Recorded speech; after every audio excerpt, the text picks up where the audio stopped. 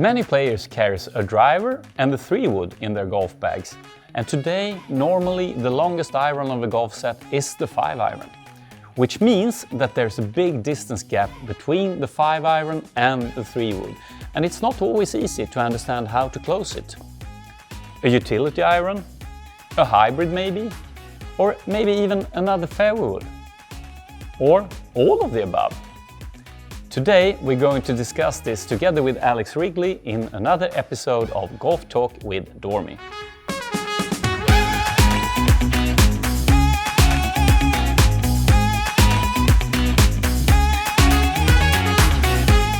All right, let's kick it off, Alex. The distance gap. Yes. How would you describe it? How big is it? I mean, it can be up to 50 meters. And 50 meters? Exactly, and some players are going to just have one option to close that gap. Other players might have an option to have two different clubs in that gap. First question, how do you solve this problem in your bag? In my bag, I actually have a hybrid, which solves this problem. My longest iron is a 4, and I have about a 40-meter gap there. So I'm trying to get a mid-launching hybrid, which is a little bit more versatile. But Alex is a good player, he hits it a long way, and maybe that's the case with you as well, but more average golfers have a bit of a problem in this area of the bag. Absolutely. You're going to find that something like a 7-wood that I'm holding here, with its larger footprint, it's going to launch a little higher, but it's also going to be the most forgiving option of the 3, hybrid, long iron or wood. So where do you start? I think that we should hit a few shots and see what happens. Yeah? Let's do it. So you're starting now with the 7-wood. The 7-wood here, yeah, and already when I look at this club, I'm seeing quite a lot of loft on the face.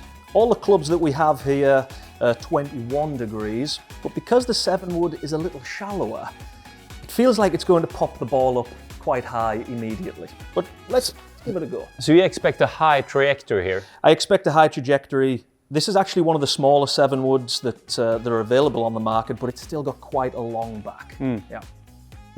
Let's give it a go.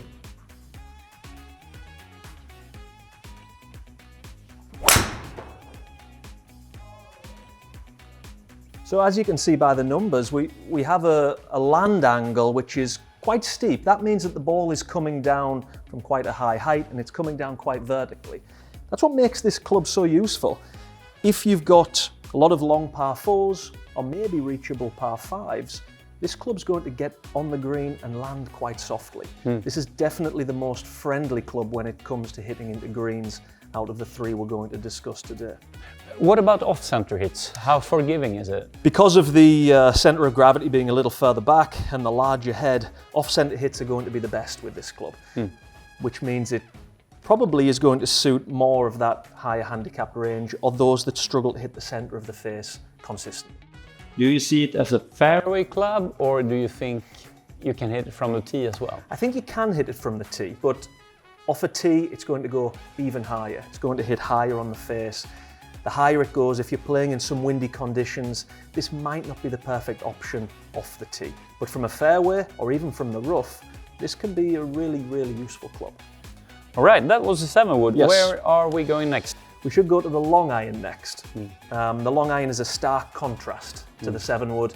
Hopefully we see some differences in the numbers. Ah, right, so you're moving from one end of the spectra to another. Exactly. Yeah. Okay, let's go. So here we have a 21 degree utility iron.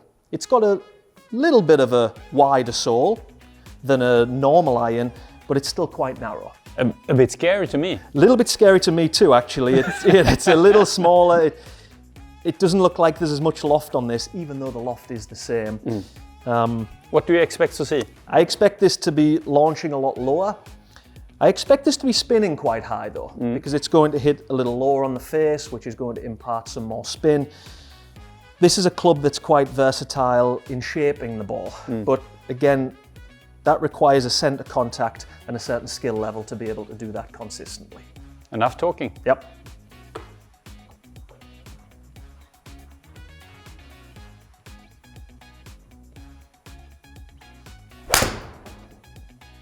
Oh, you can almost tell straight away it was lower. It was much lower on the screen. I mean, it felt really nice. Yeah.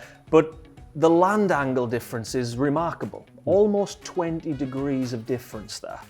The launch angle, massively different, and the spin a lot lower than the 7 wood. This is not as forgiving club. Even though I hit that one quite nicely, the next shot, if I hit that out the toe or the heel, we're going to see a lot less distance and maybe a wider dispersion. It sounds like a quite demanding club. It is a demanding club, and if you do play on an extremely windy course or you play on a course with very firm conditions, this can be an option even for a mid-range handicapper, but only those who hit the ball in the centre of the face consistently. If you're hitting the ball in the toe or the heel, it's not really going to perform for you. Let's see the hybrid then. Let's see it. Okay, now this is what I'm used to a little bit more. This, you know, I put this down and it's got a nice compact look to it, but nowhere near as scary as the iron. Looks like there's a bit of loft to get the ball in the air, and that little bit of length on the back edge feels like it's going to launch quite nicely for me, I think.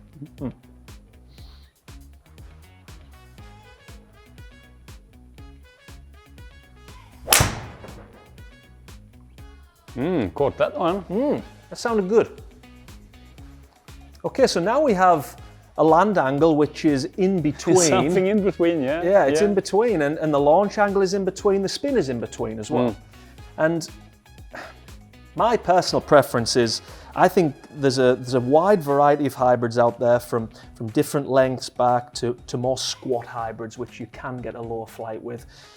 The hybrid gives you the best of both worlds, I think. It gives you the ability to hit higher shots with a little more spin into greens.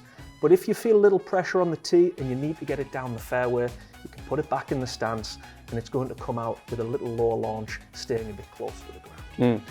How do you think it's, if you want to work with a little bit with the ball, how useful is the hybrid then? The hybrid can definitely shape the ball more than the fairway wood can. What I would say is off-centre hits with the hybrid, it doesn't normally lose any distance, but what it can lose is a little bit of that direction. Toe hits can dive a little more to the left than a fairway would, and heel hits can fade a little more. But in terms of distance, the forgiveness is very good.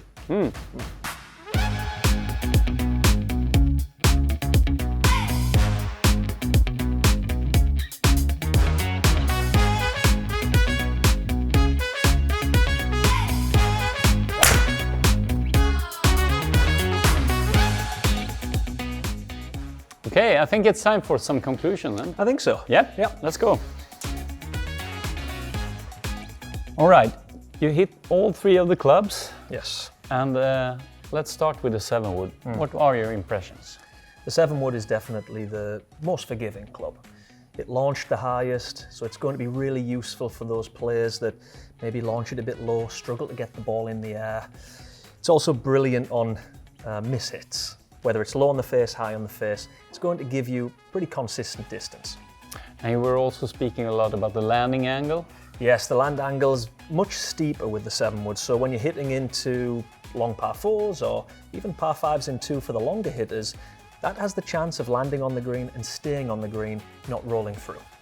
I get the feeling that the 7 wood has become very, very popular on the tours as well. Yep, Ludwig Aubé is using it. Dustin Johnson was one of the pioneers who started the 7 wood trend. Basically, because they're playing the firmest greens, they're hitting a lot of par 5s in 2, they're playing incredibly long par 4s.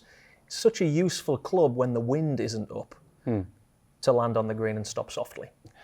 But it's interesting because you wouldn't see like Seve Ballesteros with the 7 wood, would you? No, you wouldn't. I don't even know if they made them for the professionals back then. Seve was a bit of a magician though. I'm sure he could hit it. Yeah. All right, the utility iron. Utility iron probably gives the best feel when it comes out the middle, but that is when it comes out the middle. If you miss hit that, hit it in the toe, hit it in the heel, not only is it going to feel pretty bad, you're going to lose distance and you're going to lose accuracy. Did you find it hard to hit? I mean, I hit a couple of nice shots with it, but from experience and having one in the bag over the years, I know that under pressure and if I'm not feeling too comfortable, it's a club that I might even keep in the bag and maybe go to another club. And that's not what you want from a club. You want a club that you feel confident with, one that you want to pull out of the bag and not avoid. But good in windy conditions. Great in windy conditions, great on firm golf courses. Also great on tee shots where it's a little tight or you're hitting down a chute of trees and you want to keep that ball under the wind and low. You were playing in the Open at St. Andrews 22. Did you carry one of those long irons in the bag? I took some advice from the tour truck and I switched out my hybrid for a 2-iron actually, and it come in handy. I was able to knock the flight down and knock the spin down on the ball quite a lot. But in all honesty, I didn't feel super comfortable with it. I was quite nervous playing there. I think I would have liked the comfort blanket of my hybrid, something I was used to. And if I could do it again, I'd probably keep the hybrid in play. But the tour track's great though, because you get the clubs for free. Exactly, so many toys, I couldn't resist. All right, the hybrid. I get a feeling that this might be your favorite. I mean, I've played a hybrid for a long time, and the best thing about the hybrid is you can hit high, medium, and low shots with it. So it's the most versatile from a height perspective. It's also got quite a few forgiveness properties in the club. Centre strikes are going to be rewarded with a consistent spin. A little trick from the tour trucks is you can actually put a slightly more flexible shaft in the hybrid, but a heavier shaft. That's going to increase the spin so you don't get those ones that fly off the face too hot. All right. We've talked a lot about trajectory and launch angles and stuff like that, but if we're focusing on the distance gap and how to close it, distance-wise, is there a difference between the three of these? As you can see on the graphic from the 3 shots, these shots went almost exactly the same distance, just with different flight profiles. This is fitting in perfectly at that 200-meter range that I was looking at. But if you have the option, I would put 2 clubs in this range. So then you don't just have one gap closing maybe a 50-meter gap. You have 2 clubs in there, 15 to 20 meters in the spacing. And then you can maybe put in a hybrid that goes a bit lower and a 7-wood that launches a bit higher, so you have the best of both worlds. And it's also important that every club in the bag has a purpose. Exactly, it is. You don't want any wasted space in the bag. 14 clubs sounds like a lot, but it's hard to fit every single flight window and every different spin rate with those 14 clubs. So every club has to be efficiently fit and efficiently put in the bag. Thank you, and a lot of good information here. And we hope that we've helped you with some new thoughts about how to close the distance gap between the 3-wood and the 5-iron. Maybe it is a utility, maybe it is a hybrid, or even a fairway wood. Thank you for watching.